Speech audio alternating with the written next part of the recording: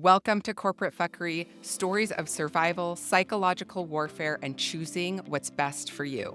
I'm Lauren DeGolia, certified success coach, subconscious strategist, and former corporate insider turned truth teller. This podcast is not just about layoffs and life detours, it's about reckoning. It's about remembering, about reclaiming the parts of ourselves that we abandoned to fit into a system that never really saw us. We're going to dive right in today. I want you to picture this. You're at the top of your career. You're hustling 70 to 80 hours per week. You're climbing the ladder. You're shining on paper. You have a toddler at home, or maybe a few, a partner who you love but barely connect with anymore because life feels like a string of to-do lists and missed moments.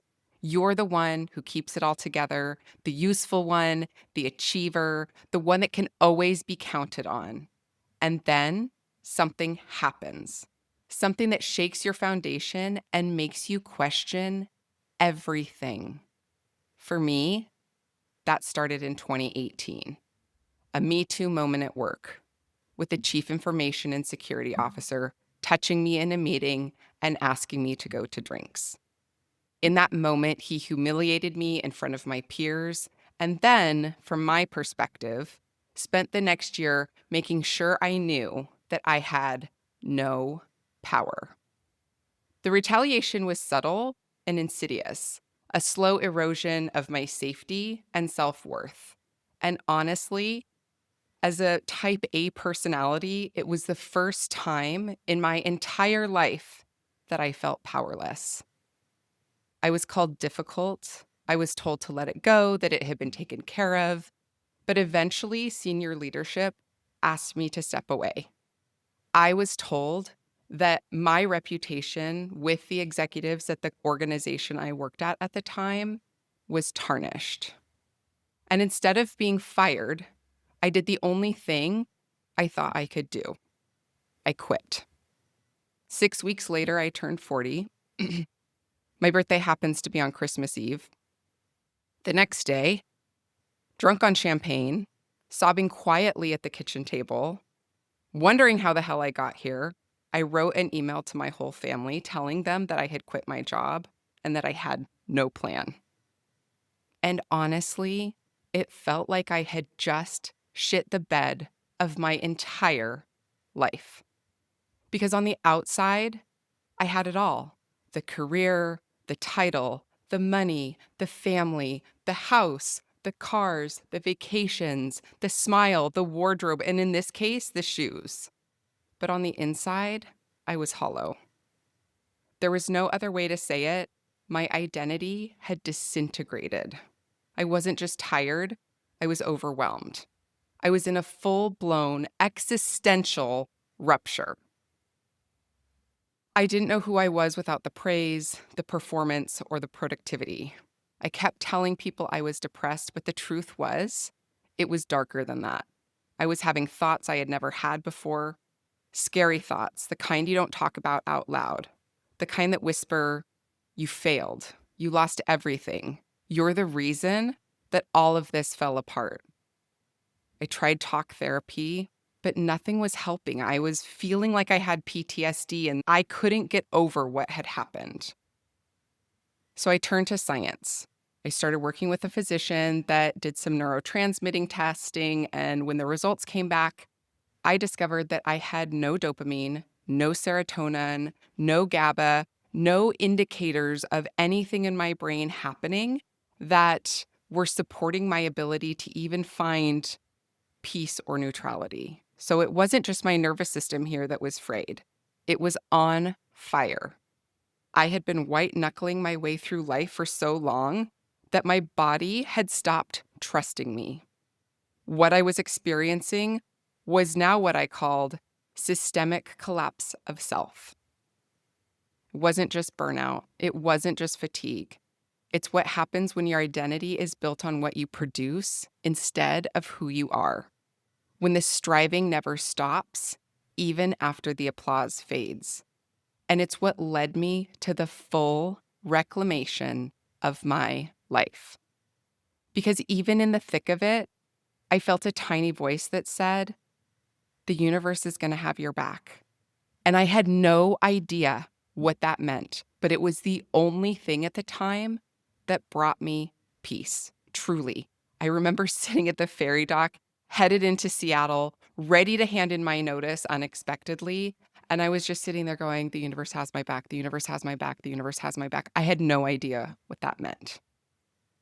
And the truth is, it led me to a new path. And it started with astrology, which I'm going to talk about in the next episode because that was the last place I expected to look for any sort of answers. I would never have called myself woo-woo or believing in anything metaphysical, but astrology was the thing that let me see a part of myself that I had never seen before. That led me to learning about the subconscious mind, to understanding about trauma and how that loops in the bodies. I also learned the truth about how our identities get programmed from a very young age and how they play out in our day-to-day life and in our day-to-day career that nobody ever talks about. And honestly, that's why we're here.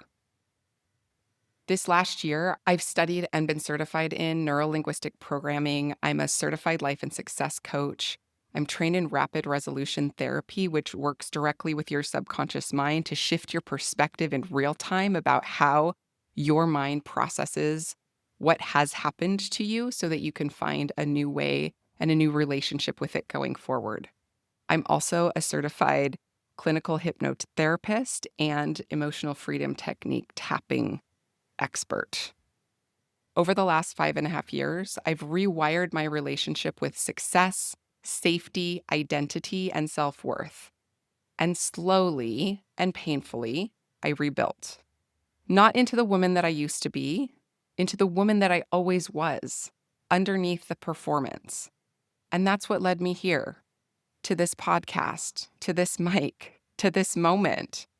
Because now I get to share that origin story with you, not from a place of shame, but from a place of sovereignty. And the best part, within 36 hours of launching corporate fuckery last week, I received an email from an executive in New Zealand, a senior lawyer, a high-functioning human holding it all together. She had just received a shocking medical diagnosis. Her first thought was how to keep showing up for her colleagues. And then the Instagram algorithm worked its magic and delivered her my reel about quitting my job and launching my podcast. And it made her realize it's not just about resisting hustle culture. It's about learning to turn off, to rest, to step away, to remember who she is beneath all the expectations. And that's the reason I'm doing this. Because your body isn't a machine. Your soul is not a transaction, and your peace is not something you have to earn. So if you're in the middle of your own collapse, if you feel like the structure is crumbling, if you're questioning everything you thought you wanted, let this be a reminder. You're not broken. You're becoming aware of the things that are actually important to you. And what comes next might just be more beautiful than anything you thought that you had to settle for. In this week's episode, our corporate reframe here for you to marinate on going forward into the week is, where have you mistaken survival for strength?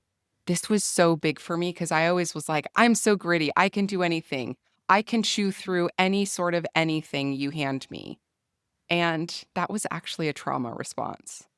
So ask yourself, where have you worn high functioning like a badge? Where are you still abandoning your own needs in service of someone else's goals? Let that land for a hot sec and then ask, what would it feel like to finally choose yourself? Not when it's convenient, not when shit hits the fan, not when you're in like more crisis than you live in every single day, but right now. In the next episode, I'm taking you into what I call my dark night of the soul, a season I used to describe as walking naked across a raging river in the dark, literally never knowing when I was going to get to the other side. No map, no plan, just belief that I was going to make it through it, that I could survive it. We'll talk about how I rebuilt my intuition, reconnected with my truth, and learned to lead from wholeness instead of hustle. Until then, share this with the woman who's questioning it all. She might not be falling apart, at least on the outside. She might just be finally letting go. This is your reminder that you're not alone, you're not crazy, you're on your way to the bigger and better vision you've always had for yourself, and we're just getting started.